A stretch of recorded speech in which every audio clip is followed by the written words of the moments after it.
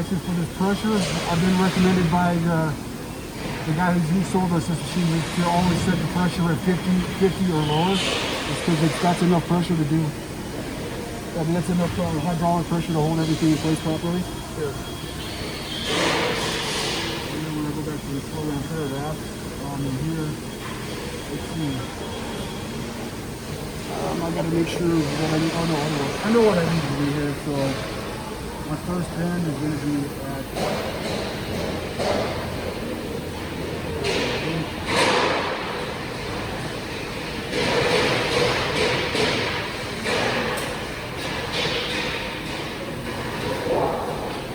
So this column right here is a closed hand function. So what I'm entering is this offers two different types of hand closures. These two are not pertinent to this machine because we don't have the shear that goes on the front. And so the first closure will be to close the hand completely all the way. Second one will be to leave it open if you want an open hand.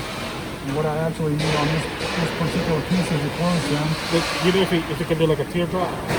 Yes, in fact, if you look closely at that, that's exactly what we showed right there. If you want a teardrop, there. I usually set it behind a little bit so it doesn't actually leave a teardrop, especially for copper because it's so soft. It leaves an exaggerated teardrop.